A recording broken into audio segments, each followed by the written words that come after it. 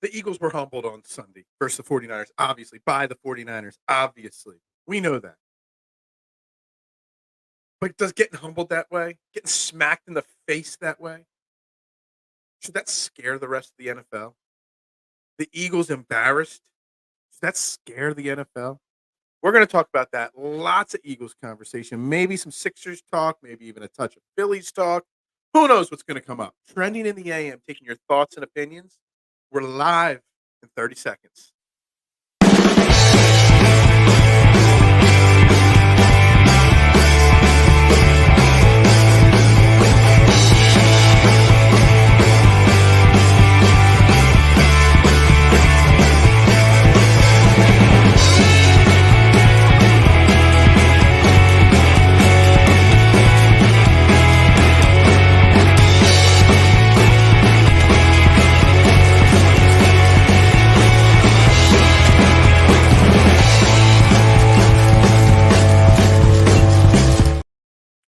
And a very good morning, everybody, and welcome to Trending in the AM right here on Philadelphia Sports Network. We're live, Facebook, YouTube. As always, you know the drill. It is free to do it. Hit the like button, the share button, the subscribe button. Help me continue to grow what I feel is one of the most underrated, underappreciated sports talk shows in Philadelphia, the best morning show in Philadelphia, Trending in the AM. As I'm a little burping here this morning, a little too much coffee already. I am Phil Stiefel, your host. Make sure you follow me on all social media platforms at Bearded Knowledge. If I'm on it, that's how you find me. And we got lots to talk about today. Good morning, Kyle. Go Birds. Dallas sucks. I mean, that sums up the entire week. I don't even think I got to do a show the rest of the week. I think that comment alone pretty much sums up all feelings for the entire week, without a doubt. So, let's get started here today. Obviously, I want to talk Eagles, and we're going to get started with the Eagles. Sixers with a good win last night. Tough, gritty win against a bad but game Wizards team. Maybe we'll talk about that. Phillies, few little tidbits in the news. Maybe we touch on that later. Maybe if anyone wants to talk John Rahm join Live, maybe we touch on that, even though it's not official. But Eagles, that's what we're here to do. As the new intro video says, always talking Eagles here on this show.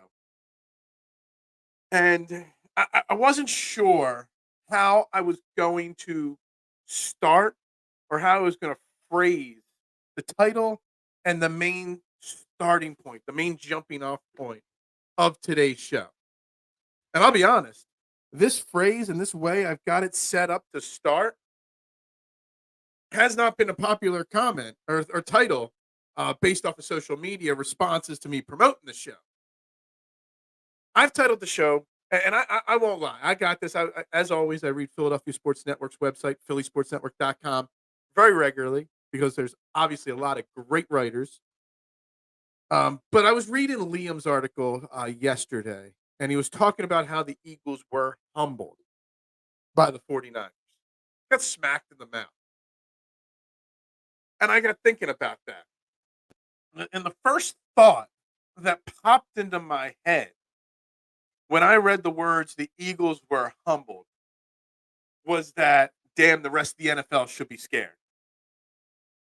The Eagles, Jalen Hurts, the most fiery, passionate, level-headed leader, all the adjectives that describe who Jalen Hurts is.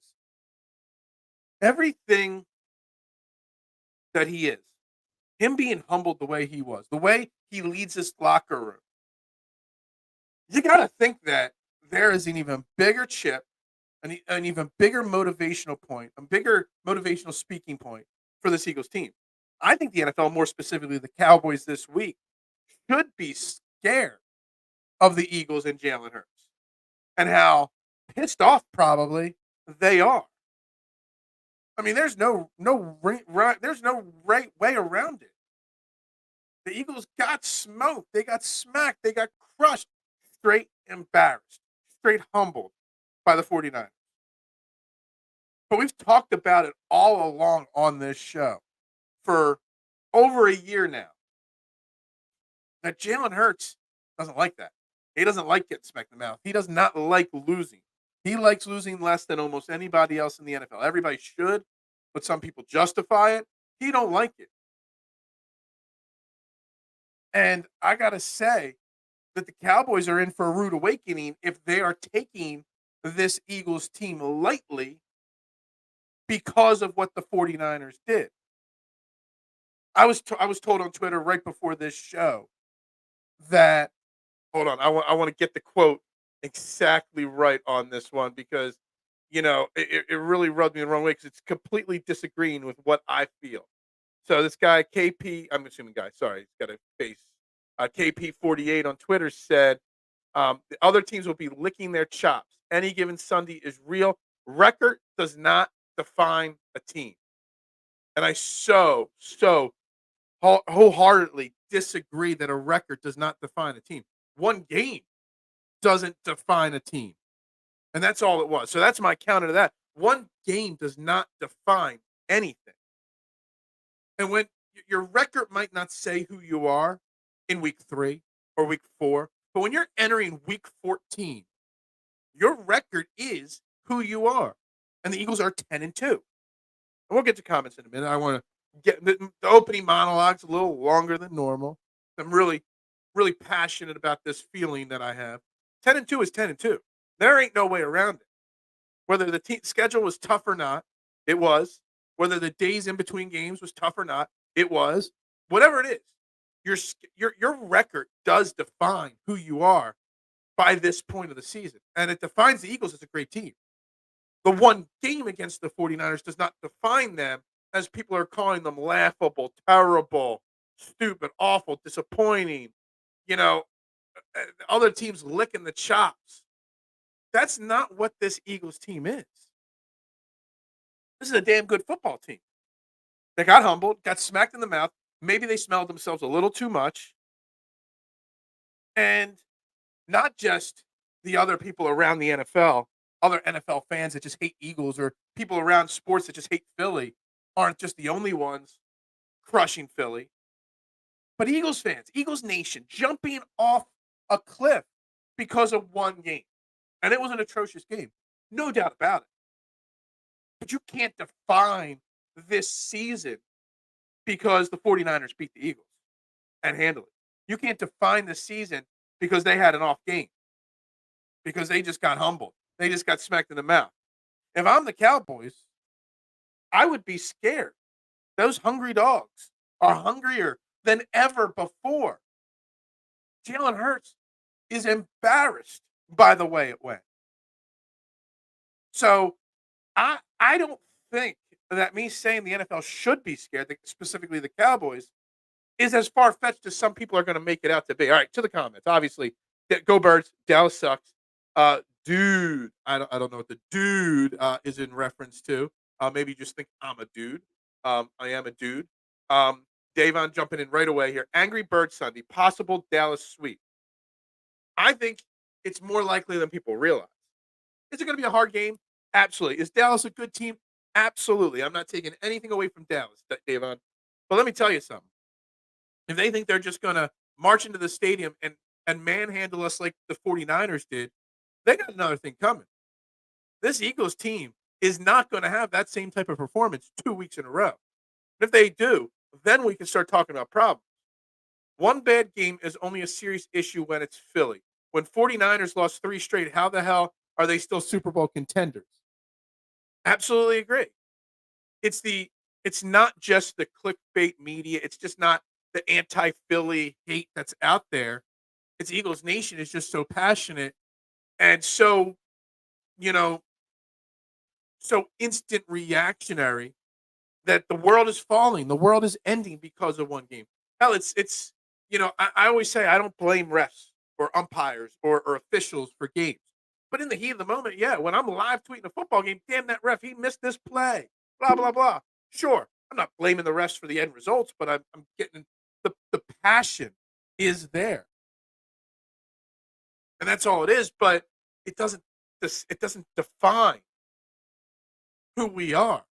And it's kind of frustrating. It really is. And I think that I'm not far off on the thought process that being humbled the way they were on Sunday was good for business. Actually, good for business. What did they used to say? What's best for business? What was that Triple H's line once?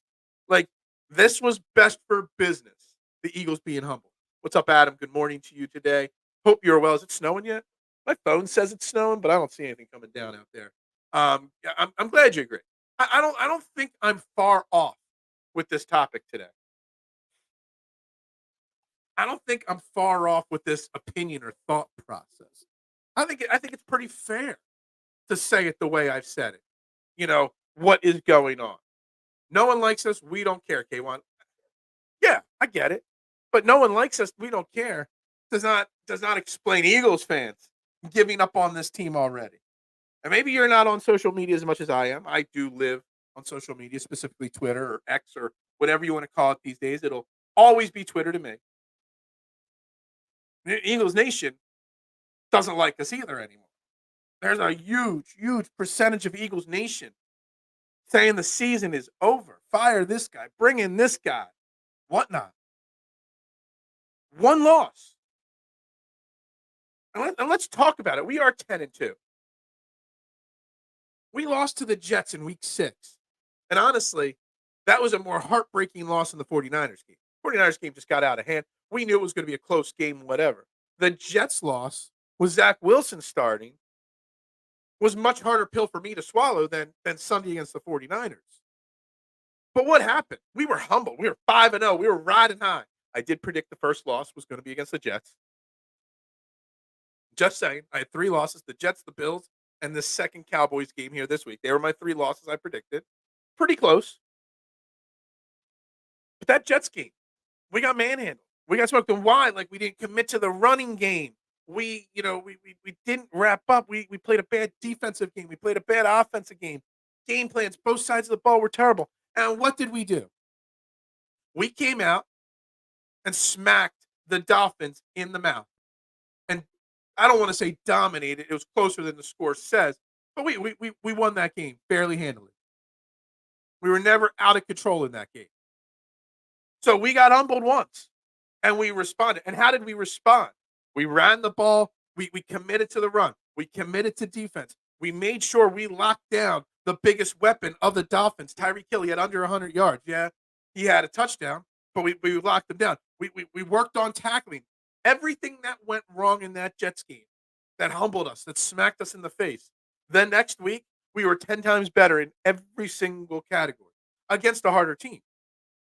Now, I'm not saying the Cowboys are a harder team than the 49ers, but it's a more passionate rivalry than the 49ers. At least it should be. 49ers are trying to make themselves bigger than the Cowboys in Eagles' eyes, but it is what it is. But you look at what happened in that Jets game, riding high, and you fall flat on your face, and we responded. And we responded like the way you would expect. And that's why getting humbled by the 49ers at this point of the season, you got to face adversity in the world. You have to face adversity if you want to get better. A.J. Brown said in exact words, y'all going to see on Sunday. Yeah. The locker room isn't going to say much. A.J. Brown's probably one of the more outspoken guys, more passionate guys with that diva mentality, but does enjoy it when the mic's in his face. But I think he summed up, and I saw what you're saying here. I saw the quote. I think I even saw a video of him saying it. They're not happy. They're pissed. Jalen Hurts has too much pride in what he does. It's like, he's got a job. He loves his job, and he wants to be the best at his job. He takes very, very strong pride in what he does. And on Sunday, even though his stats weren't that bad, he didn't do a good job. This whole team saw that, looked themselves in the face, and said, this is not us. This is not the Philadelphia Eagles. We're better than this. And we're going to work 10 times harder this week. We're going to work 10 times harder on Sunday against Dallas. We're going to focus 10 times harder than we've done ever before this year. There's a reason. So I think it's a very, very, very reasonable thing to say. I expected us to lose to the Jets too, but that was the assumption. Yeah. Well, when I predicted it too, Aaron Rodgers was here too, K1. I know that. But the point of the subject is, more that they got beat by not Aaron Rodgers, Zach Wilson instead, which is an embarrassing thing to do. I think they said yesterday Zach Wilson's back as a starting quarterback for the Jets. Who cares? I don't know.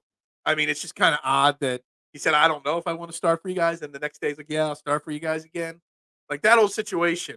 I was talking with my father-in-law last night. We went out, the four of us, me, my wife and I, and my in-laws, and we are having drinks and we're chit-chatting a little football. He's a big Chiefs fan. And we were talking about the Jets and the whole situation there. And I said to him that Robert Saleh, he's got to be careful these next couple of weeks. The way he's handled that backup situation in New York after Aaron Rodgers went down, not saying he's going to get fired, but there's at least needs to be a conversation. And he agreed, actually, which I'm surprised. But how did we respond by getting beat by the Jets? We went out there and just whooped up on the Dolphins. We ran the ball. We passed the ball. Got A.J. Brown involved. Got Smitty involved. On top of getting smacked in the face last week and getting humbled and getting hungry, we also start getting some of our big guns back. Dallas Goedert practiced in full yesterday. He will be back on Sunday. Zach Cunningham participated limitedly.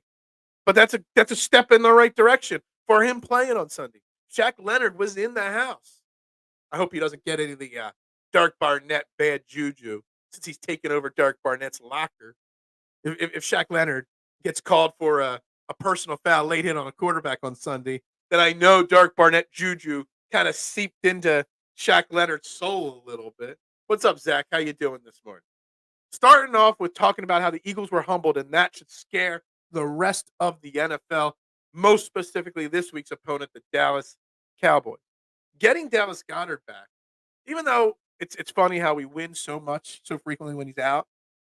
Like last week was the first loss we've had without Dallas Goedert starting in over a year. It's kind of odd how a guy that talented, when he goes out, can be easily replaced so quickly. But it's a big deal getting him back. It opens up so much in the run game and the passing game by having Dallas Goedert out there. Because still, Jack Stahl, Grant Calcaterra, Alberto, Aqua Bowman, they don't do anything in that backup role at all. That's why everybody wants Zach Ertz. And while I don't care if they bring back Zach Ertz or not, I could see why people are excited about it or would want that to be happening. But not only have we been humbled, but we're getting healthy now. Now, I don't know about Nakobe Dean. Justin Evans, he is now officially done for the year. His practice window was open. The 21 days expired. So now he's on IR for the rest of the year. But we've barely seen Justin Evans this year. And when we did, he wasn't anything special.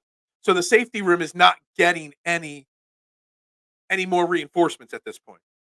You know, there's rumors that Zach Ertz, there's rumors that Ndamukong Suh might both come to Philly.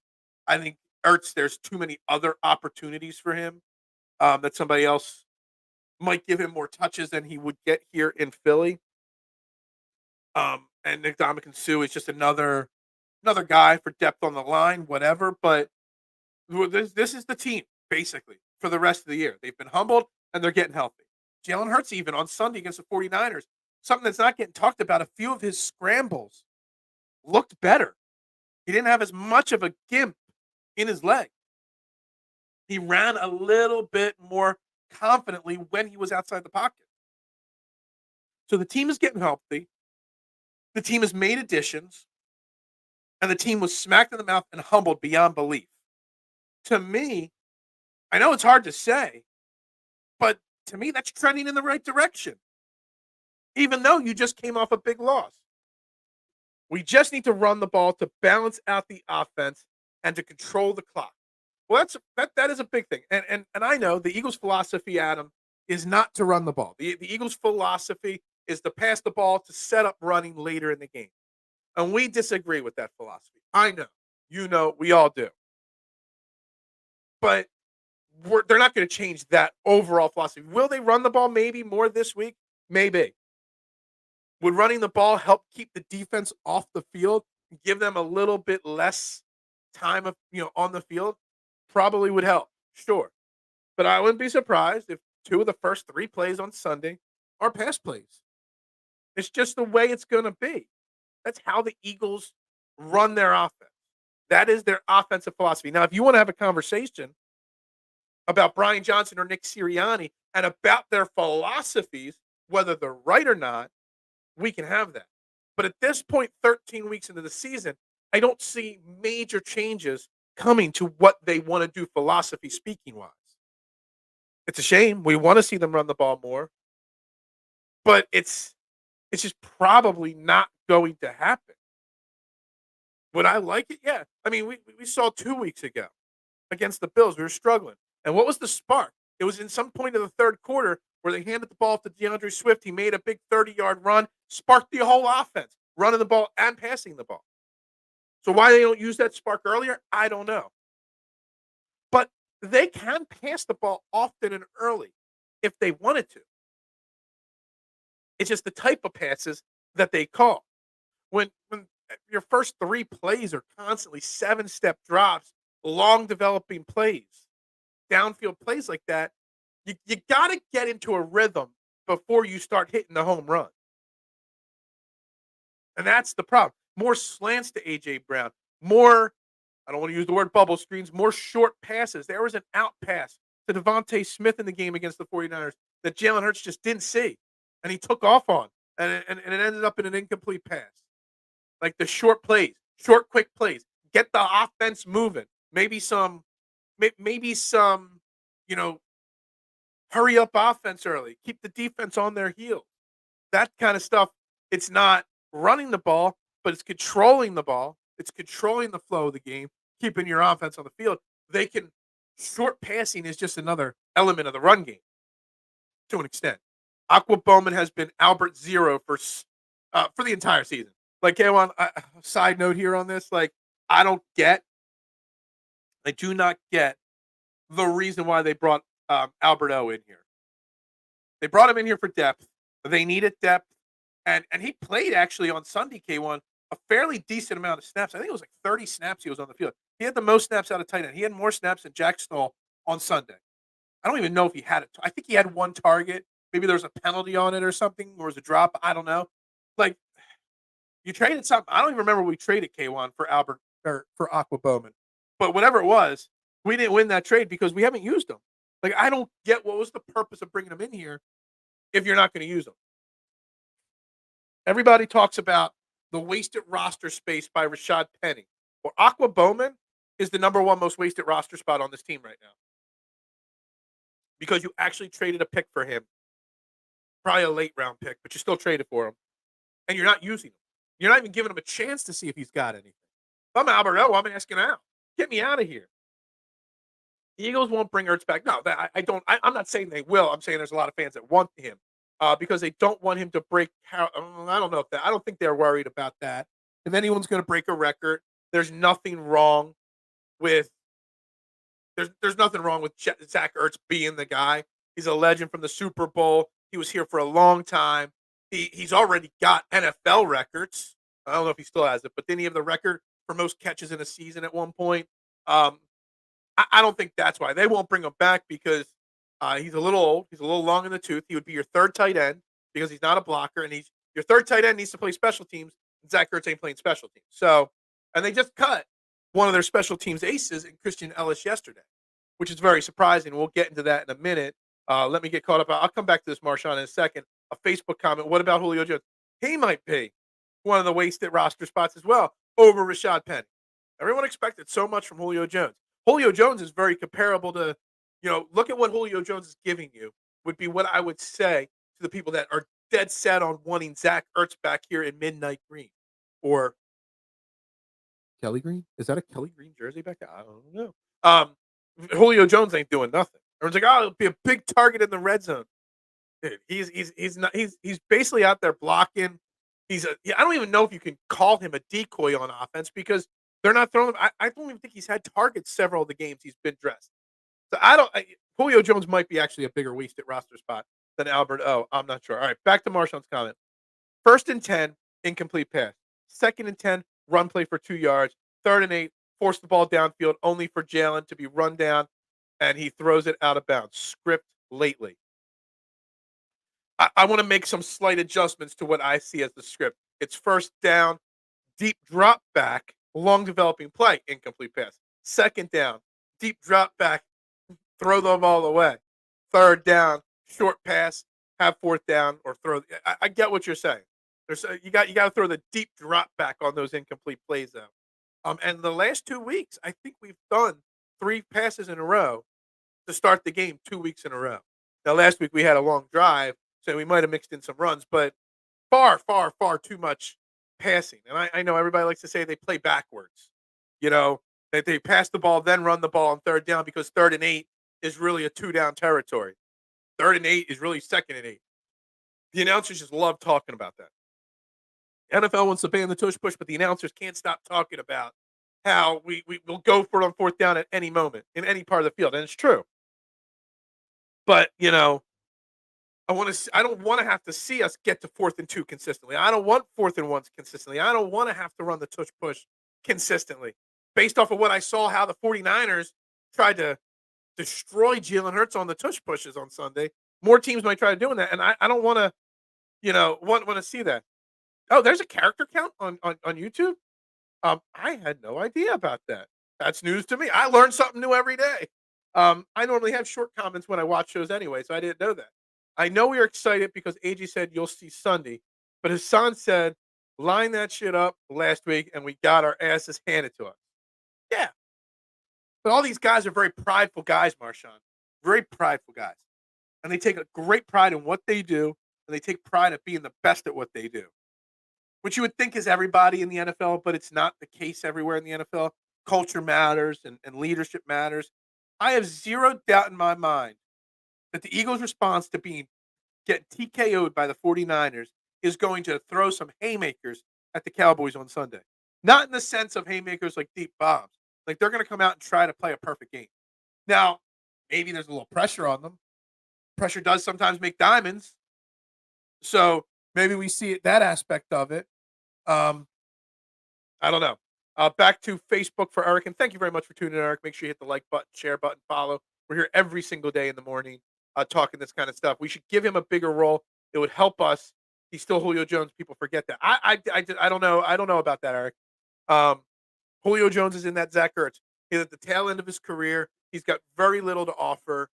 You're not taking targets away from A.J. Brown or Devontae Smith to give him the Julio. Yeah, you can make an argument. Maybe Quez Watkins, one target could go to him or whatever. Julio Jones is what he is at this point. He's a guy ring chasing at this point. Maybe he made one big touchdown grab early in his time here in Philly. Was it like a month ago? But he's going to very rarely affect the outcome of a game in a positive or negative way. He's just a back end roster body at this point. That's just what I see. He's slower than he used to be.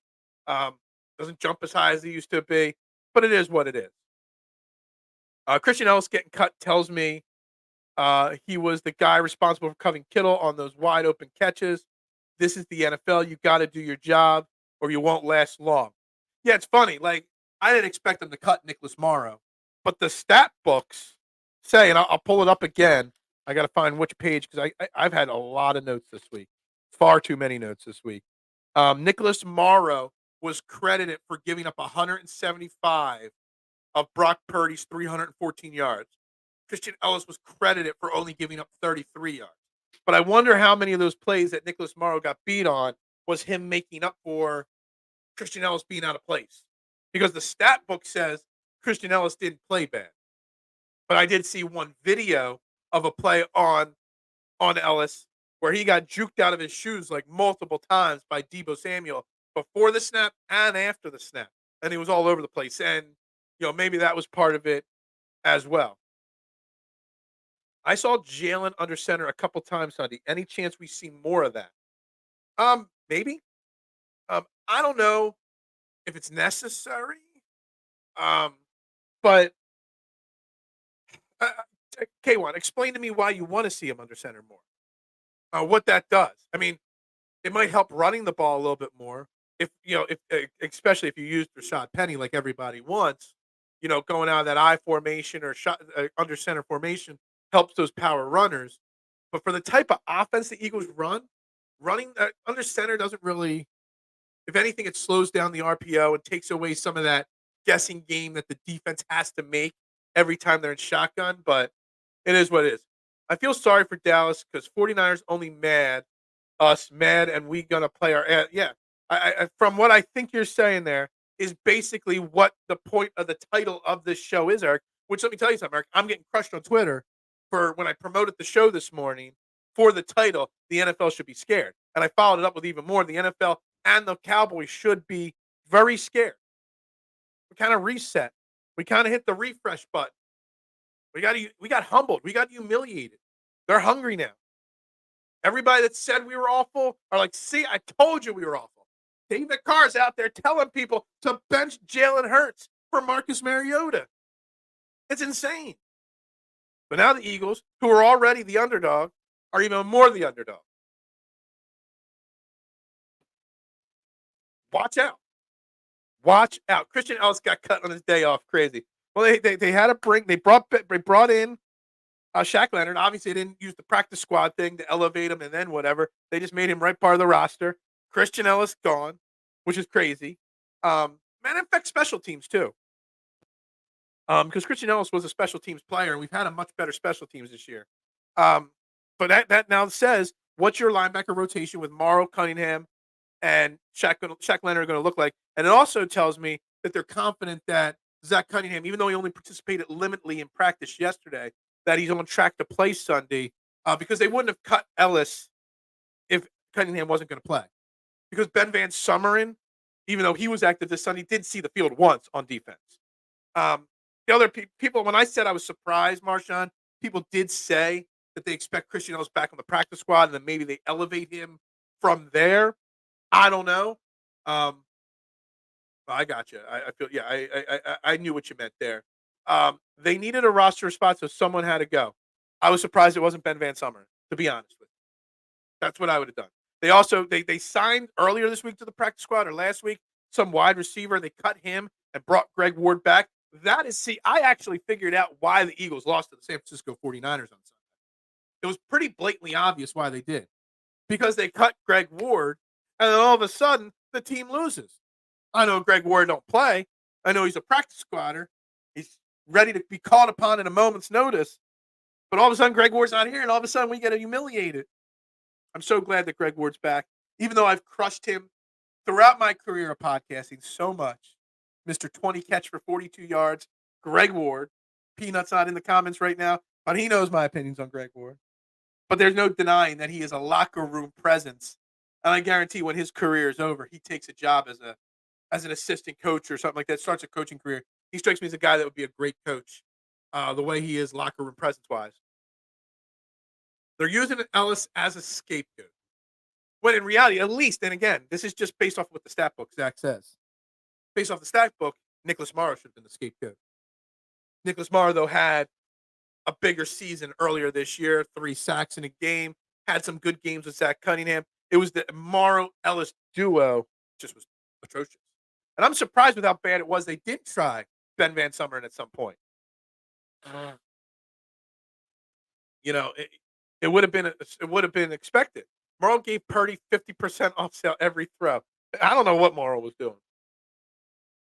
But again, did the Eagles coaches look at the actual film and some of the numbers that say Morrow got burned? Was it really Ellis was out of position and Morrow just had to pick up the pieces? I don't know. I'm not a film breakdown guy, but it is what it is. Ellis, was cut. Just think about it. We were joking last week that our 3 linebackers weren't even on the roster to start the season. We just cut one of them and we brought somebody else in. The linebacker position has been ignored far too long in this city. And it's a shame because you had 2 solid linebackers, not great linebackers like some would say, 2 solid linebackers that you let walk away for minimal amount of money more than what you paid. And we're paying the price for it now. Watch how he trade for Alex Singleton this offseason. Yeah, that would be the. Is he still in? Is Singleton still in Denver, Marshawn? Maybe. I'm not positive. He's not doing anything that's scaring or making a name for himself. Not saying I want to see Jalen under center, just wondering if it's trend. Yeah, I see. I didn't notice it as much as you did, K1. And I don't know what the reason is, if that's the case. I'm going to write it down. I'll see if I'm not sure where I can look that up. Jalen under center. I will, if I have time today, I got to take the Fosters to the vet today. Got lots going on. But if I have time, I will look that up for tomorrow morning's show. I'm not sure. Maybe I'll send Shane Haff an email because he knows his stuff and his details on that a lot more than I do. You need athletic offensive linemen that can block linebackers on the second level for the run game to work. I don't worry about our offensive line in the run game at all. That is what we do best. What I worry about is them in the pass game. And it was better on Sunday against the 49ers. It really was. We did not pick up Ndamukong Suh. There are rumors. There was a report yesterday, I believe it was, that Sue plans on signing probably by the end of this weekend with a contender, and that the Eagles are one of the favorites to land him, obviously because he was here last year. And he did well in a limited session with the Eagles. So it makes sense. You can never have too much depth on the defensive line. You can't.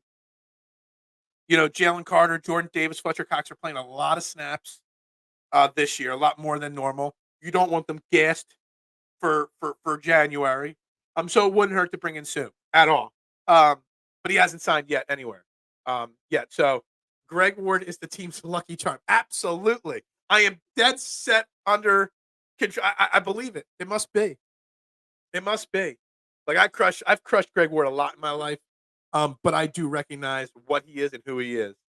Um, oh man, Tobias is a locker room guy as well. Maybe he should stay in the locker room.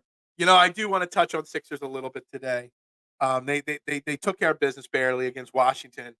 But the Tobias Harris conversation is something that I never like having, but this year I think is kind of different because I think this Sixers team currently, as constructed, is a deeper team than ever before in the process era.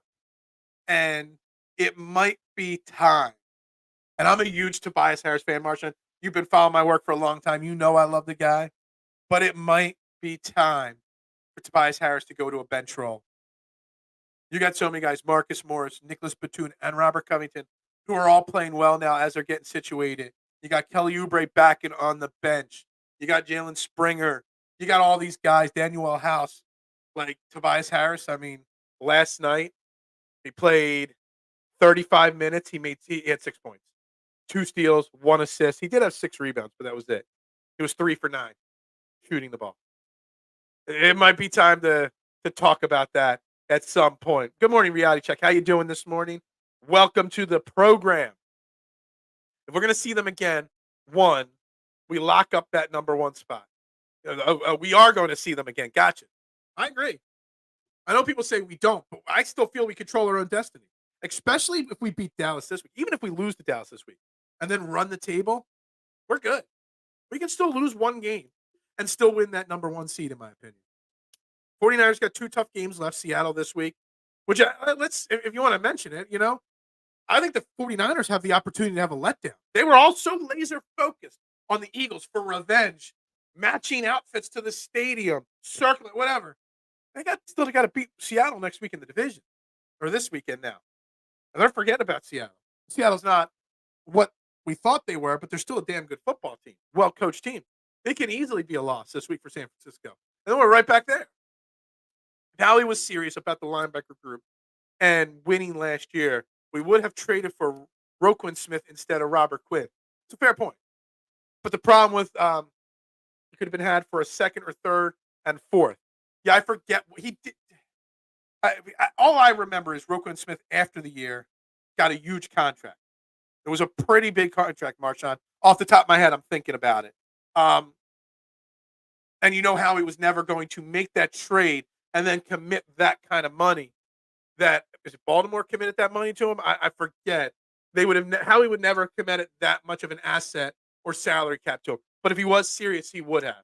But he definitely has to make adjustments on how he values the position. You don't have to necessarily go to Roquan Smith level, but you can't go Nicholas Morrow, Zach Cunningham, Christian Ellis level. There's got to be a middle ground there somewhere at linebacker. Greg Ward is the team scout, team quarterback. He's that. He's an emotional leader. He's like their support animal. When somebody walks into a store with their emotional support animal. Greg Ward could get some targets this week. Well, he's on the practice squad, so they would have to elevate him, Adam. I doubt he even gets elevated. There's a reason why nobody ever asks for great. Like, you could steal guys from a practice squad. he's never protected from our practice squad, Adam, and there's a reason why nobody goes for them. So, whatever. Tobias was riding a Peloton bike last night. His dad has to negotiate his 6.35-minute performance. Look, I've never said anything negative about Tobias Harris. And I'm not saying. I just think in this current deep roster of the Sixers, you know, we don't have to see 38-minute 6-point Tobias Harris anymore. It wasn't last game, and I know we had a good 5-6 days off in between games, the Sixers. But one of the games last week, I remember watching him run the ball up the court. He just looked slow, like way slower than anybody else on the court. It might be time to regulate him to the bench in an 18, 20-minute role, or let him keep starting. But his minutes, he does not need to play 35 minutes a game anymore if he's going to put up nights like last night. We're far too deep of a team for that to happen. What's up, Hawk? Who has a better O-line, the 23 Eagles or the 93 Cowgirls? Man, that's a tough one. That Cowboys team back in that era in general had a great offensive line. Look, I still think the Eagles have a very good offensive line. I've been harsh on them this year, without a doubt. But, run blocking wise, I mean, the Eagles' offensive line is excellent. It's great. Problem is they don't run the ball enough to show it off enough. Last time Niners scored 42 points, they lost their next 3 games. Yeah. Did the Eagles lose 3 games in a row after, with starting with that Jets? No. We did. We regrouped, we refreshed, we reset. We came back more motivated the next week and smacked the Dolphins in the face. I can never see the Eagles losing 3 games in a row after a big game. How do I like, comment, subscribe? Well, if on Facebook, you hit the little thumbs up. There's a little thumbs up at the bottom of the page. Hold on, I got the YouTube page or the Facebook page on my side screen here. At the bottom, there's a little blue circle with a thumbs up, a heart. You do that, then you click on the Philadelphia Sports Network logo. You click follow. There's a little bell for notifications, or you can go to the Philadelphia Sports Network YouTube page, hit subscribe. We do this every morning, 8 o'clock. Whatever's trending in Philly sports, mainly Eagles, but Phillies, which I do want to touch on the Phillies today. I only want to touch on Phillies and Sixers normally this week when I'm getting crushed for things I put on social media. But I appreciate you, Eric, tuning in. I appreciate each and every person. We call the regulars that come in here the core 12. It's not 12 people, Eric. But if you're new to the show, when you hear us say the core 12, it's the regular people that are here 4 or 5 days a week, listening, commenting, talking, like the great Marshawn right here. PJ Tucker's last 9 games, he averaged 0 points. Yeah, I think I saw that one game recently. He was even in a coaches did not participate. Stoutland, you looking like a community college. I've kind of hinted around this, Marshawn, that Stoutland's got to do better. We've anointed him Hall of Famer, the GOAT, but they haven't been perfect this year. Now they've had injuries, sure. Cam Jurgens missed time. Lane Johnson's missed time. So Peta didn't do well in filling in role. Jack Driscoll did okay. I don't want to say the offensive line's regressed. I just think Jalen Hurts' knee injury has exposed what they are in the pass protection department. Tobias plays every game, though. He's not injured or has a random illness like every other week. That is true. It's one of the things I love about him, for sure. And look, and I'm not trying to say that Tobias Harris needs to be benched because I'm hating on him because he got a big contract, which is not as big as it used to be. Now into this year, it's only like the 20th highest paid, contract. It's no longer in the top 5 like it used to be years ago. Tobias Harris is still an integral part of this team. He's a leader. He's a locker room leader, without a doubt. But he doesn't need to play 35 minutes a game anymore. And you're talking to one of his biggest supporters. I've never wavered in my support of Tobias Harris. He's shooting a career low at 3-point percentage. Well, not a career. Last 6 years, lowest he's shot from 3-point. Lowest he's shot from the field overall in 5 years. Lowest points per game in 5-6 years. Most turnovers per game last 5-6 years. He is having his worst year since he got traded to Philly or his last year in LA. That's what he's having right now. At the worst possible time, too. But he's having this bad year on top of the Sixers not needing him as much because they got Robert Covington, who's got a little fresh birth. Marcus Morris is starting to come in finally. I think he was a little banged up in Clippers, and when he got here to Philly, I think he had a hamstring or a thigh issue or something, so maybe that's why he started slow. Nicholas Batum solidified himself in that PJ Tucker role. The difference between Nicholas Batum and PJ Tucker, drastic. I'm so glad I was right that I said PJ Tucker was a bomb. Last year was a waste last year. You've got other pieces on the bench. Tobias Harris does not need to play 35 minutes a game. It's not even a community college. We're talking junior college. Look, he's not. The offensive line has not been one or two. I mean, they're still a top 5 offensive line in the NFL, in my opinion, but they're not the worst, or they're not the best in the NFL like they used to be considered. 3 seconds in the pocket and Jalen holds onto the ball like a falling marriage is not Stoutland U's fault. See, here's the thing with Jalen Hurts, guys.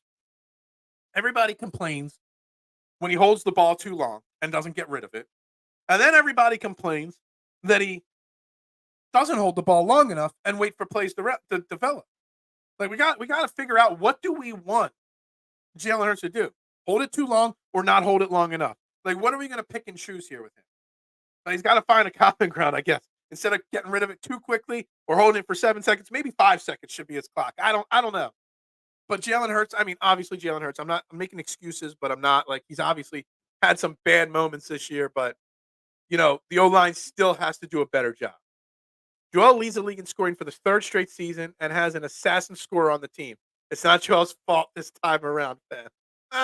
Yeah, look, Tobias Harris is not an assassin scorer. I still think to this moment that he probably regrets ever saying that. Probably, without a doubt. But I mean, last night, there's no, 38 minutes last night, 50 points, 13 rebounds, 7 assists, a steal, and a block shot. 19 of 29 from the field, 11-13 from the free throw line. Only took 2 3-point shots, which I love to see. 2 or less from him.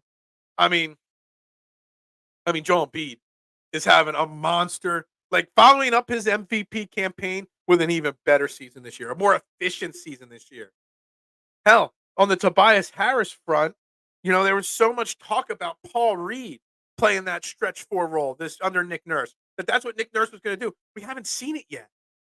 Maybe 5 of those Tobias Harris minutes last night could have been Paul Reed on the floor with Joel Embiid. Maybe.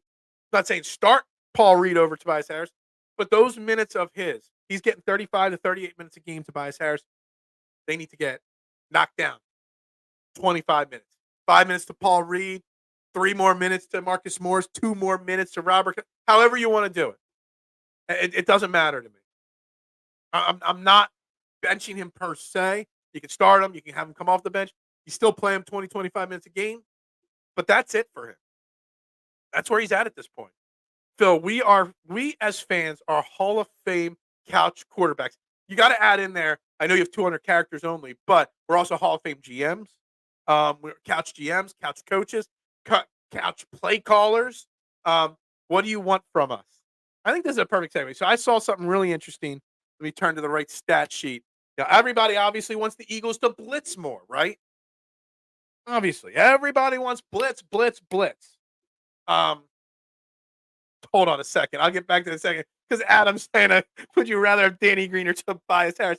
Come on, Adam. Obviously, I'd rather Tobias Harris. Come on now. Sorry. I'm going to get back to this here. To this couch thing here. Everybody wants the defense to blitz more. Blitz. I didn't write down every piece of the stat sheet, but of course this comes from Shane Half, who I trust. I don't have to fact check him. He's normally spot on. Sunday against Brock Purdy. We're going to use a small sample size, but this was the way it was all year, and then the rankings in the NFL back this up. When the Eagles blitzed Brock Purdy on Sunday, okay, he was 10 for 10, 213 yards passing, and 3 touchdowns. When we did not block or blitz Brock Purdy, he was 9 of 17, 101 yards, sacked 2 times, and had to throw 2 balls away. We are the 32nd most efficient defense when blitzing. 32nd ranked out of 32 teams when blitzing. We're 16th most effective pass defense when not blitzing. So maybe less blitzing is more. Maybe we shouldn't hope for this team. So we basically blitzed 10 times, 10 pass plays, and didn't blitz 17. Well, 19. So there's 10 times we blitzed, 19 times we didn't blitz based off of this stat sheet. We were way more effective not blitzing. But all we, as the couch quarterbacks, the couch coordinators say, blitz, blitz. We want to see more blitz. And even when I promoted these stats from Shane Heff, people are coming at me, well, they need to disguise them better. They need to do more creative blitzing. No. You blitz your 4 guys. You let your 4 guys get pressure like they did all last year under Jonathan Gannon. You let 6 guys drop back into coverage. And maybe that's how you get back to having an efficient defense. Blitzing more when you have the secondary we have and the linebacker crew we have is not the answer. Blitzing less is. But couch quarterbacks, couch coordinators, I love it because everybody is. Everybody is. Hurts needs to execute the offense. All plays are designed to take about 3 seconds or less. If he's holding on the ball longer than 3 seconds, then the play is broken. Yeah, I mean, look. Shane Heff said it. Kurt Warner said it. Everybody said it. Sometimes you just have bad games. You're just not seeing the field. He didn't see the field well Sunday against San Francisco. I'm not sure what it was. Whatever it is. He had a bad game. There's no doubt about it. I'm also not benching him for Marcus Mariota like one David Carr concussionly said the other day. But yeah, it's holding the ball too. There's a fine line between getting rid of it too quickly and holding it too long. There's a very fine line there for sure. Us fans, is like LeVar Ball. We never lost. LeVar Ball. Haven't heard that name in a while. I know LaMelo Ball still. I think he's injured, but I think he's still a baller down in Charlotte there. But man, I haven't heard of the dad's name in ages, man. Man, if it ever comes out that Lonzo Ball, his knee and ankle injuries are because of the shoe that his dad designed and forced his kids to wear, man, I would not be inviting Papa over to Thanksgiving dinner anymore. Is anyone else as excited as I am for the quarterback matchup tonight? Shit, Kyle, hold on a second. Give me a second here. Who's even start? I didn't even know who. Kenny Pickett versus whoever in New England. Is Mac Jones officially listed as the starter tonight? Oh my God! And if Thursday Night Football can ever flex out of a game, this would be it right there. But in that sense, Pittsburgh's going to throw up like 60 points tonight. Bots don't blitz. Don't care. Just stop the other team. To be honest, not hard. Absolutely. Our defense already has holes in the middle. So if we blitz, then you leave Morrow covering Debo or Darius, and Bradbury getting beat like a drum. And that's the thing. I mean, you look at all the 3 touchdowns Brock Purdy had against our blitz. Nicholas Morrow got destroyed, statistically speaking, on Sunday. Most of them against the blitz. If you don't get home and you've only got 4 guys guarding 4 elite playmakers, somebody's going to be open on any given play. That is my iPad on. Dude, side note here, Zach. I got crushed on Twitter this morning. Like, I didn't even have don't tweet before you have your first cup of coffee is what I said. So I tweeted something out. Oh, it's definitely Zappy time. That's good. So I tweeted out something about the Phillies because everyone's laughing at Baltimore Orioles for giving Craig Kimbrell a 1-year, $13 million deal. The Phillies, obviously, he burned out by the end of the season. He was useless in the playoffs for us. I get that. But I tweeted something out this morning, Zach, that everybody is wrong on Craig Kimbrell. He was an integral part of the Phillies team, last year. He just got burned out and used too much in the middle of the season too frequently. So by the end of the season, he was washed. And I guess I spelled intrical instead of integral. And boy, I can't. Nobody will let me stop on, guys. Social like spell check police and grammar police on social media. Zach, I will never criticize you for grammar mistakes or spelling mistakes on this show. That's not true. Brian Johnson is calling a lot of downfield plays, which takes over 3 seconds. Absolutely. But he's calling the plays. So how much is he calling the plays? And how much is he calling the plays that Sirianni wants him to call? At what point do we have to at some point we got to figure out. And Nick Sirianni takes the heat for Brian Johnson. Brian Johnson takes the heat for for Nick Sirianni. I'm not sure at what point will we truly learn who's to blame for the play calling mistakes this year. Because I still, at this point, 13 weeks in the season, I have no idea. Over under combined score 30 tonight. I mean, that's tough. If you're going to bet it, that's tough to bet. I don't know what it is. Let me. Should I click on this and see what the betting line and stuff like that is on it? Pittsburgh's a 6-point favorite. Over under is listed at 30.5. Holy crap. That is so low. So low. It's Bailey Zappi versus. Oh, yeah.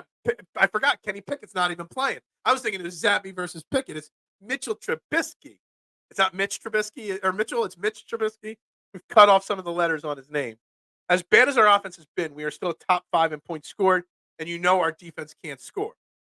Absolutely agree with you. I mean, for as bad as it is, we're still a 10-2 team that just got smacked in the mouth. One loss doesn't define this team. The season does. And so far, the season says we're still the best team in football. The only person who was wrong about Kimbrel is Topper when he put him in to close in game 4. Yeah, look, he should not have been used at all in the playoffs. But my point is everybody's crushing Craig Kimbrel. When Jose Alvarado was down for like a month in the middle of the season, Craig Kimbrel was getting trotted out there 4 or 5 nights a week. At his advanced age, knowing how he's been burned out in the last few years by playoff time, I know they didn't have many other options, but maybe don't run out a 60-year-old man with a fallen off arm 5 nights a week, 4 weeks in a row. He had only about 65 appearances last year, which is about average. Maybe it should only have been about 60, but maybe they should have been spread out a little bit more. He was an all-star last year, and we don't get to the playoffs without how hot Kimbrel was in May, June, and July. So the people crushing Craig Kimbrel are having a very recency bias towards him. We don't get to that point where he blows if he doesn't have the great season in the beginning. Just my thoughts. Michael, yeah, okay. Hating look, there's no hate in this show. Nothing but love in this show, and I love the profile picture. Shit was all good just a week ago. Exactly, and one loss is kind of like crippling Eagles Nation. And it breaks my heart that Eagles fans have been crippled so badly by one loss. Like, there's no reason for this one loss to convince so many people to jump off and call the season over and this and that. I firmly believe that we are going to see a completely different Eagles team Sunday against Dallas. And let me tell you something. Dallas fans should be scared of a pissed off, motivated Jalen Hurts and Philadelphia Eagles. They should be scared. They really should be. 49ers fans hitting me up all week. Dude, let me tell you something, Michael Ho. I always check. I always say, if you watch this show on replay, I check the replays for comments and stuff. Dude, every show, dating back to Friday, like even today, I'm getting comments on Friday, last week's final prediction show. All 49ers fans, like 5 or 7 replay comments on every show from 49ers fans. You suck, blah, blah, blah. I'm like, dude, I'll take it. Your comments are growing my algorithm. Whatever. But man, so many people are so far over the edge because of one loss. Line that up. That aged like 2% milk. Yeah.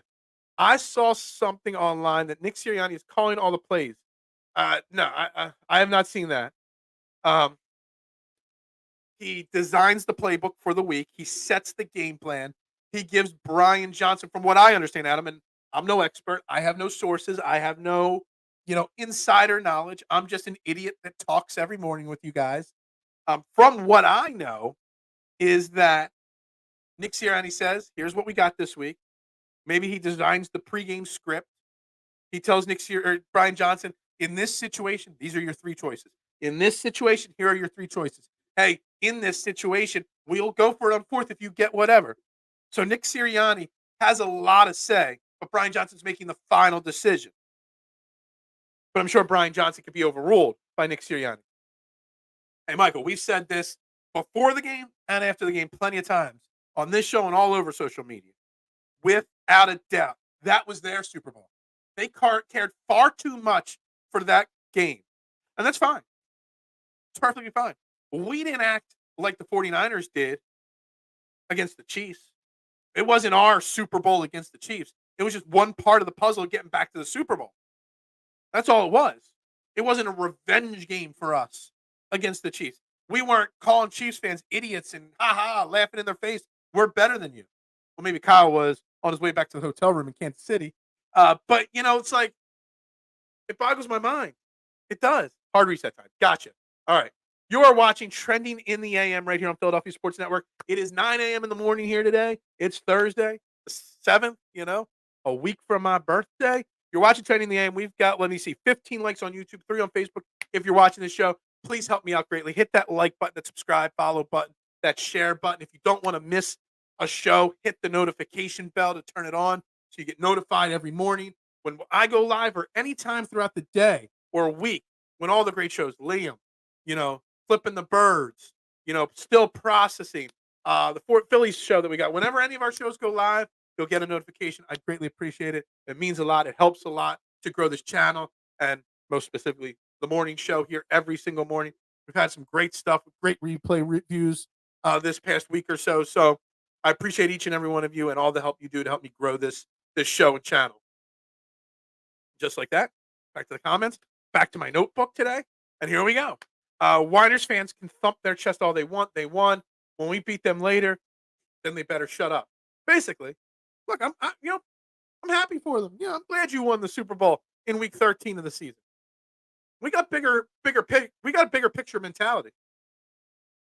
Ezekiel, what is up, my man? This team will respond with a vengeance. I have no doubt. That's my whole point. And Ezekiel, just jumping in now. And I see your second comment. We'll get that in a second. That's when I was reading Liam's article on PhillySportsNetwork.com, and he was talking about how the Eagles were humble. I'm like, boom! I know the avenue and angle I want to take this week today for this show. That us being humbled the way we were is just going to make us even more dangerous and scary going forward. And Dallas should be scared, without a doubt. And I appreciate this comment, Ezekiel. Channels definitely needs to get better. You're one of the better comments like that, Ezekiel, humble me massively, but also make me want to work harder and do more. Because this passion I have for doing this every morning, it don't pay the bills. It could pay some bills if we get it big enough. But it just motivates me and drives me harder when you say things like this, Ezekiel, to want to be better and want to do the best every single morning. I always say, everybody complains about the dial, WIP, Fanatic, whatever, national channels. You don't got to listen to national channels. You can listen to the show every single morning. Even if you're driving to work, you can plug it in your car, turn it on in the speakers, and listen on your car ride to work every morning. So I greatly appreciate it. It means a lot to me that you say that, Ezekiel. Especially any fan base to be logical or respectful is a hopeless endeavor. Yeah, and maybe I'm I consider myself a realist. I look at things as basic and realistically as I can. I'm not a typical fan, and not just because of a show, but I've always been this way as a fan, looking at things as logically as I can. Yes, in the heat of the moment, if you follow me on Sundays or during games and I live tweet an Eagles game, I put out 65 tweets. Some of them are passionate and over the top, but as soon as the game ends, I look at everything very logically, very realistically, and I try to be that way. I live down the street from SC State, Shaq Leonard. SC State, is that where he went? I don't know enough about Shaq Leonard. Better step up. That's actually a great segue to something I wrote down in my notes. I take notes all day long, so I'm prepared. Anything I see on social media, etc. Yeah, Ezekiel has Phil out here crying. Dude, I appreciate it. I appreciate support, man. I appreciate you, Marshawn, even when we disagree. I appreciate K1, even when he makes jokes. I appreciate Mista when he wants to argue. I appreciate each and every one of you. But this Shaq Leonard better step up comment. I wrote something down about Shaq Leonard right here at the bottom of one of my pages here. It says, well, let me backtrack before what my comment says. Shaq Leonard obviously was cut for a variety of reasons, possibly some of them being that he's just not good enough yet or anymore. He's not an all-pro guy anymore. There's a reason why he was cut. There's a reason why multiple teams were thinking about him, but no one jumped at signing him. And he had time to think about it, whatever. I don't like that he had to think about which team to choose. But I wrote down here just 5 5 words I wrote down. Too much pressure on Shaq with a question mark.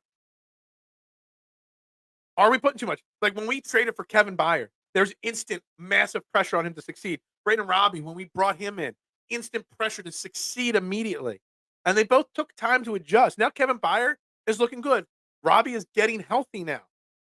But right now, based off of what we saw last week from our linebacker core, there's a massive amount of pressure for Shaq Leonard to be not an elite, but a very, very good linebacker immediately in this Eagles defense. Is there too much pressure on him far too quickly without him even knowing the whole entire playbook, without even knowing, where his partners in crime like Nicholas Morrow or Zach Cunningham are going to be on the field? Putting all this pressure on Shaq Leonard is a recipe for failure, in my opinion. Our reach should exceed our grasp. Else, what's a happen for? You guys are, yeah. K1 dropping gems. Yeah, exactly. I need some Ike juice. So you're saying you like Ike Reese? I got you. Phil, you are not a realist. You are a negatron. You're the only person in the world of social media content creation I've ever encountered that calls me a negatron, and it rubs me the wrong way. Pisses me off. I don't want to be a negatron. I don't want you to think that. I'm a realist. I call it the way I say it. I hate it. Ezekiel might have made me cry. You just set flames out of my eyes. I hate it. Pisses me off when you say that. It's not arguing. It's analytical debate. We can get to a deeper understanding of what's happening.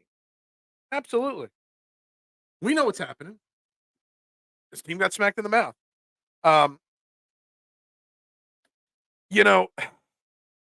What's the major threat to the Eagles, the defense against the Cowboys? Shaq Leonard being ready to play. Who's covering? Jake Ferguson, who's standing out? Who's going to step up against Ceedee Lamb? Actually, so it's a fair point. So let me just do a quickie change on my ESPN screen here. I want to bring up the box score. I was going to save this till tomorrow, but we could touch into it a little bit now as we get to the final 20 minutes of the show. Dak Prescott threw for almost 400 yards. They barely ran the ball successfully. Ceedee Lamb had almost 200 yards receiving. Ferguson had 91. Tolbert had another 49 and a touchdown. Gallup, Brandon Cooks, they were non-existent. So, I mean, it's, who's going to stop Ceedee Lamb and who's going to stop Jake Ferguson? That's it. The Cowboys' run game doesn't scare me. Their other wide receivers don't scare me. Darius Slay and James Bradbury have been under fire in this city, and a lot. I think they've trended in the right direction the last few weeks. I know it doesn't look like it based off of the numbers against San Fran, but I think they have. I think Darius Slay has been better than James Bradbury overall this season. I need Darius Slay locked down. I know they don't do it, but I want Darius Slay locked down on Ceedee Lamb, whether he's in the slot or on the outside. Ceedee Lamb loves to line up in the slot. Brandon Robbie better be healthy and ready to go. What's a good place to watch the game this week instead of Xfinity Live and Chicky and Pete's? Well, Ezekiel, I'll be honest, I would never go to any of those places because I love watching the game on my couch with my phone, interacting with my Twitter followers, live tweeting the game, having fun, and focusing on football. Plus, it's a nighttime game, and I'm an old-ass man that gets up at 6 o'clock in the morning to do this every day. So as soon as the last second ticks off the clock, I'm in bed, without a doubt, on a Sunday night game. When I have gone out, I do enjoy watching games at PJ Wheelands. I don't know where you live. They've got a bunch of them. Their wings are great. Their copper lager's a great beer. So, I mean, that's a place, depending on where, if you were in like the Kennett Square area where I live, I could give you a bunch of places. But I would never go to a big mass place like that with hundreds of people. I just don't like crowds. Timo Green Eagles jersey in the back reads hurting. Yeah. Like it actually looks half decent, Marshawn. There's just one big missing piece to it. The fact that it doesn't actually say Eagles anywhere and there's no Eagles logo on it anywhere. But from a distance, it looks like a Kelly Green Eagles jersey. So it's perfect in the background. Phil just engaging in dialectic analysis. Why has Darius Slay been weak the past few weeks? He hasn't been weak the past few weeks. His actual stats, his numbers, quarterback ratings against him have been really solid. He's actually been really solid. It doesn't sound like it, but it has been. Based off of who's like the people. The thing is, like Darius Slay, James Bradbury, they line up on their sides and whatever. Why they don't shift with the elite playmakers, which I wish. I don't know why teams don't do that. Why do teams like line their cornerback? If you're the right outside guy, you stay on the right, no matter who's there. If you're the left, doesn't matter if you're not as good as the right guy. If the top wide receiver goes to your side, you're stuck with him. CeeDee Lamb destroyed us against the last game because he kept lining up in the slot. And we couldn't stop him in the slot. Why wasn't Bradbury or Slay on him? So I hear you. I'm normally at home watching, but for this one, I want to get out and be around my people. But you gotta tell me where you're at, and I probably want a quantum intelligence agency. What's up, Ryan Sweat? How you doing? Go Birds, my man. Go Phillies. Go Sixers. Thanks for checking in this morning. Greatly appreciate it. I don't even know what we're saying now anymore. I'm losing track of these comments, Michael. That jersey is the official sportswear for people in pain. Eagles jersey with no Eagles shown anywhere. Dude, I'm sitting there. I open it up. I unpack it. My Temu package came. Dude, I hit the mother load from Temu this time. I've gotten 3 deliveries from Temu over the last like couple months. 2 of them have been great. One of them was atrocious. I got so much great quality stuff considering the quality and at what price I paid. I'm opening that Eagles Hurts jersey. I'm like, oh, this is pretty good. The lettering's a little skinnier than I like, but I mean, it is what it is. But then I kind of started looking at it and I'm like, something's not right here. I can't put my finger on it. I kept looking and looking and looking. And I'm like, hold on. It says Jalen Hurts. It says number 1. It's spelled Hurts, Hurts, not with a Z or an A or anything like that. But it doesn't say the Eagles anywhere on it. Like, it doesn't even say the words Eagles anywhere. Not the Eagles Kelly Green logo. It doesn't say nothing anywhere. It doesn't say NFL anywhere. Like, oh, can't wear that out in public now, can I? West Philadelphia, born and raised on the playground, is where I spent most of my days. St. Joe's area. Gotcha. I don't know that area too well. Only been to St. Joe's once for a party, and there's an Applebee's out that way. I used to work for an Applebee's franchise, and I had some meetings at the Applebee's by St. Joe's. And that's it. I don't even know if it's still there. That was like 20 years ago. Don't know that area very well. So, correction, St. Joe's University. I mean, same thing, same difference. Broad Street Bullies. I don't know what that is in reference to, Michael. You got a whole bunch of random things commenting there, and I'm losing track of what you're saying here. But anyway, back to topics. Let me see my notes here real quick. We've talked about Dallas Goedert probably being back. That's going to help. Zach Cunningham being back probably helps. Again, a lot of pressure. I wouldn't be shocked if the starters on the game. I shouldn't say who starts doesn't matter. Who plays the most snaps? Zach Cunningham and Nicholas Morrow will outsnap Shaq Leonard possibly on Sunday. It's possibly how it is because he's not in here as much. Our defense is definitely no bullies. It can be if it's done right. I think Sean Desai has gotten far too much of an easy pass. I mean, the numbers don't lie. Partly it's scheme. Yes, partly the player's got to tackle better. Partly the player's got to stay healthy. Partly how he's got to bring in a more well-rounded defense. But Sean Desai has not been an elite defensive coordinator like everyone assumed he would be this year. Now, I'm not saying fire Sean Desai or anything like that. But Sean Desai needs to take some of the blame here. And Nick Sirianni has taken all the blame for his coordinators. The coordinators try to take some of the blame from Nick Sirianni, and that's commendable if you want to say so. But Sean Desai needs to be held responsible. So we covered the Cunningham and the linebacker thing that was on my notes.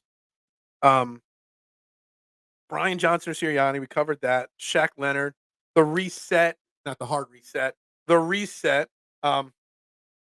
I know who the Broad Street Bullies are. That's the Flyers.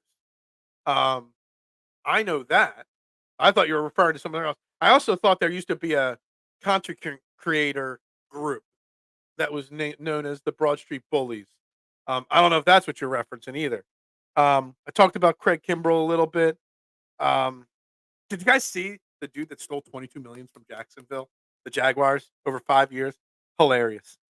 Really hilarious that he got away with it for 5 years and $22 million before they realized because billionaires don't miss a few bucks here or there. I think I've covered. I haven't touched the Bryce Harper. You know what's funny?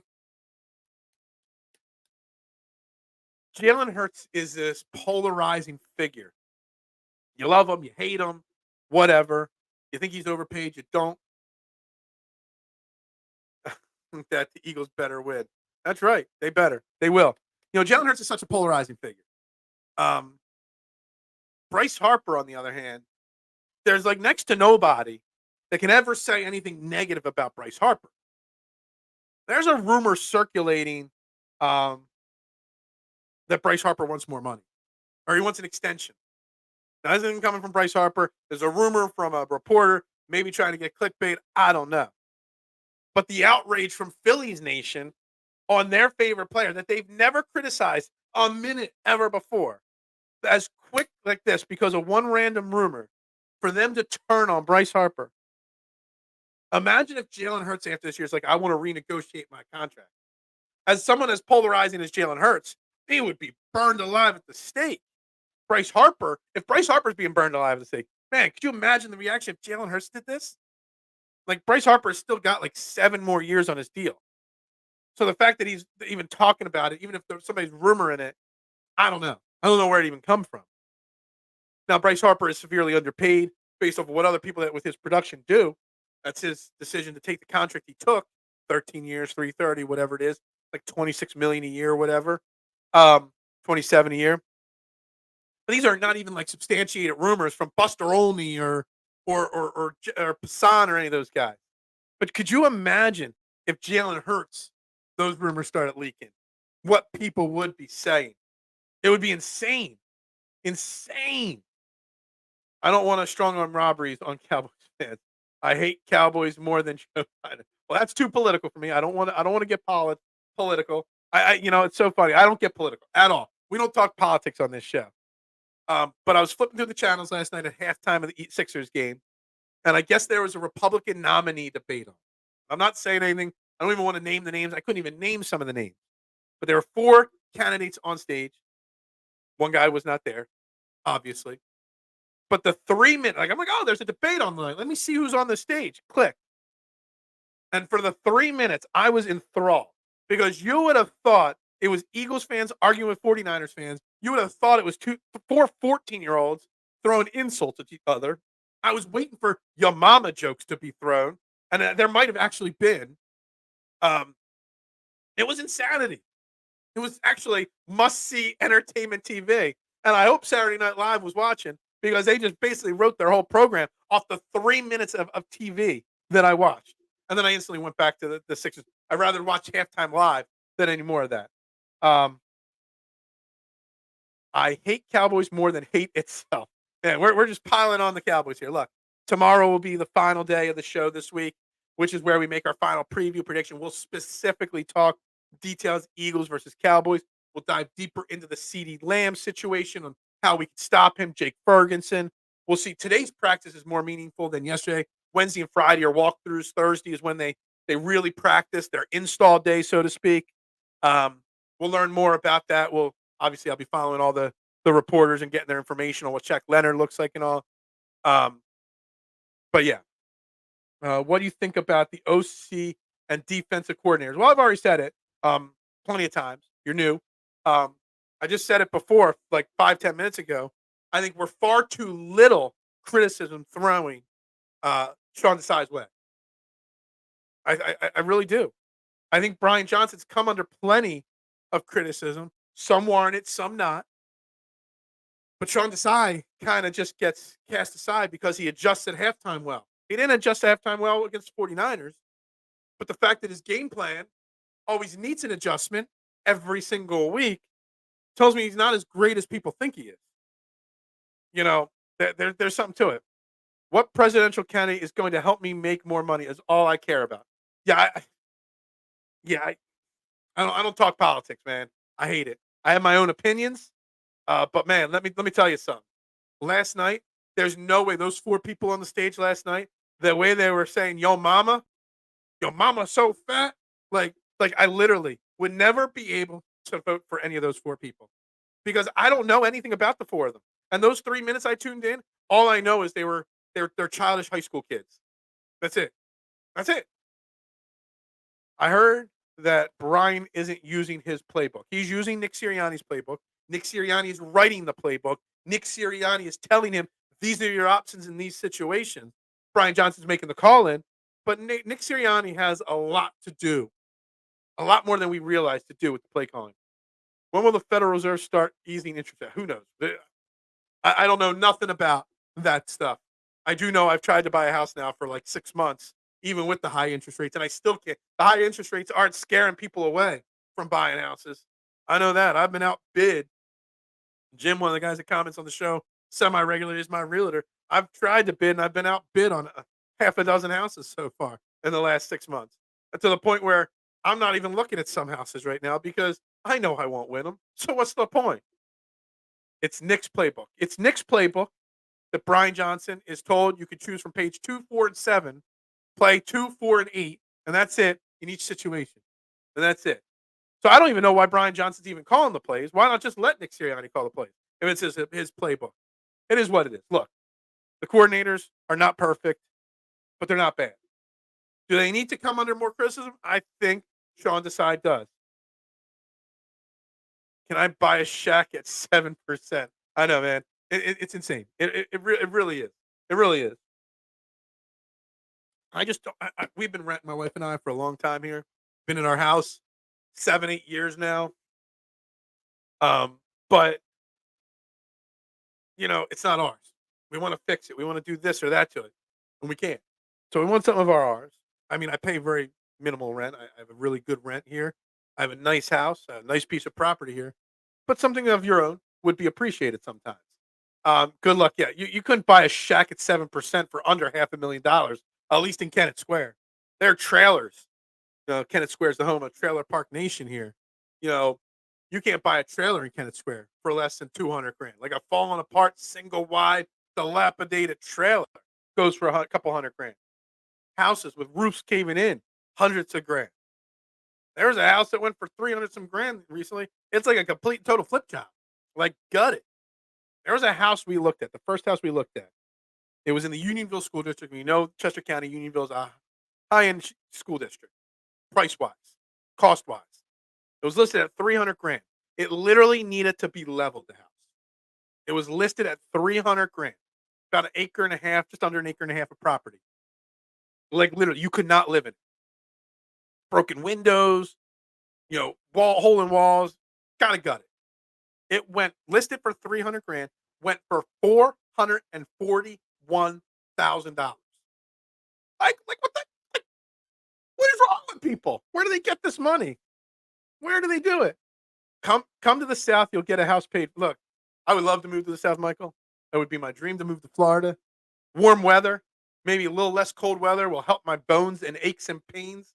But man, commercial real estate is going to struggle too with bond market. Yeah, that's way over my head, K1. I know how to run my pizza shop and how to do this show. I don't know how to do anything else. I don't even know my bank account number. I don't even know the PIN number for my debit card. If I didn't have a wife that was so great at managing all that stuff, I'd be lost. Interest rates were low for too long. It was bound to collapse. Then they had to raise the rates. Economy growth. Look, I can talk about all that kind of stuff. I can talk about business. My pizza shop is coming up at the end of its 15th year in operation. It's the first time I've had a down year in sales at my pizza shop, Fox's Pizza Den, as it says along the bottom of the screen in Kennett Square. First time I've had a down year in my pizza shop in 15 years. I've never had a down year. Now it's minimal. It's a very, very, very small percent drop in sales, but still, it's the first time. And between the interest rates, inflation, everything that's going on in the world, people are just not spending what they used to. So, what? Man, where's the $500 super chat when you got that? Come on now. Hook a brother up. All right, we're in the final 5 minutes. Time to start trimming this down here. Time to start wrapping this conversation up. Let's get back to the topic. Am I insane that the Eagles were humbled and the NFL should be scared? I don't think so.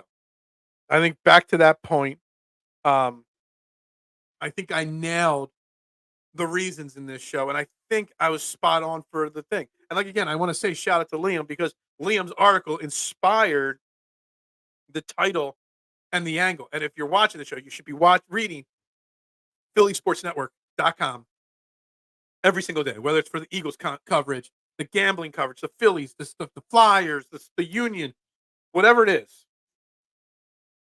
Whatever it is, you should be reading it. And his article inspired this show title and jumping off point. And then, as always, we go wherever the conversation takes us.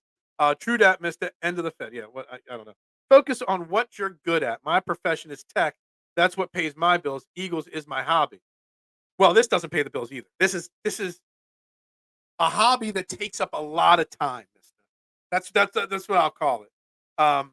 It's a hobby that takes up a lot of time. The pizza shop and running a restaurant is what I know. And it's funny, and I thought about doing starting even though like a once a month or once every other week, like a pizza / restaurant business podcast, talking about the pizza industry, bringing on, people from the industry to talk business and stuff like that. Thought it'd be something interesting, branch out to other people, do other things, I thought about it, and it still might be something I do down the line here. But I was reading an interesting article about trends from 2022 to 2023 and where the industry is going in 2024. And it really made, after I read this article right after realizing that I was down this year in sales for the first time. And it really I really got to read this article 3 more times and reevaluate some of the decision making I make at the restaurant every single day, week, month, and throughout the year. And we've already started to start planning on some of those things for this upcoming year. So it's interesting. And you're spot on. Focus on what you're good at. And the restaurant's what I'm good at, just not this year. Or it's just out of my control this year. But that's that. I think a podcast, I mean, it could be on YouTube, and I could put it on Spotify and stuff like that, talking about the pizza business, talking about the restaurant industry, talking about labor, talking about food costs, talking about that stuff, interviewing other restaurant owners. I think it'd be something that'd be interesting. So something that maybe look forward to in 2024. Not that I need more on my plate. Not that I need more shows to do, more recording to do and whatnot, but I do love doing this. So it is what it is. So we're going to start the wrap-up process there. I think I covered Bryce Harper. Didn't talk much about last Sixers game, but you'd watch that podcast. I think it would be a very, very interesting podcast. Like I said, just the one article I read yesterday there's a pizza magazine called Pizza Today. Comes out once a month. It's a free magazine. There was an article on where money's being spent in the pizza industry, advertising dollars, labor-wise, food cost-wise, and where the trends have gone. And it really, really hit me. And I'm like, I got to really focus on this article and find ways to make this article translate to a more profitable business in 2024. The one thing I got to learn, I know those K1, is I got to be better at social media marketing. I'm really great at marketing my show and my tweets on Twitter. But social media for a pizza shop is Instagram and TikTok and Facebook. And I got to do better at it. I got to learn TikTok better. I do. I have a TikTok account. All I ever post on it are clips of the show and my power rank. And that's it. Snowing in South Jersey. Holy crap. I got a coating of snow. There was no snow coming down when I left or when I started this show. I can barely see the grass outside. Holy crap. Missed it. It's snowing in southern Chester County. I had no clue. This show has gone on for almost 90 minutes, just long enough to coat the grass. Wow. Yeah, I could become the pizza influencer. I might even make a new Twitter, a burner Twitter account, or not burner, like a backup Twitter account, a backup YouTube page, a backup everything to just talk pizza. Interesting. It's something I'm going to work on, and it could help the business too. If people are watching, they might come out. It can help. So anyway, we're going to wrap up Trend in the AM right there. It's been another fun-filled show. If you're watching this show on replay, now I kind of go clean my car off. If you're watching this show, there's only 18 likes so far on YouTube, 3 on Facebook. Please, please, please, I beg you, hit the like button, hit the share button, hit the subscribe button. I greatly, greatly appreciate that. Does Guy Fieri have a podcast? I would love to listen to it. If he does, I'll have to look that up. Hit those like buttons, those share buttons, those subscribe buttons. We'll be back tomorrow. Final show of the week as we get for Dallas week. Dallas game on Sunday. Dallas sucks week, ramps up, and concludes tomorrow. We'll break it down, the X's and O's, the keys to victory, et cetera, tomorrow. Whatever else news breaks, Eagles-wise, Sixers-wise, Phillies-wise. We'll talk about it all right here on Train the AM on Philadelphia Sports Network. I am Phil Stiefel, your host. Thank you, each and every one of you. I love y'all. Have a great day. Obviously, be careful because it's obviously snowing outside. Have a great day, and we'll see you tomorrow, guys. Go Birds!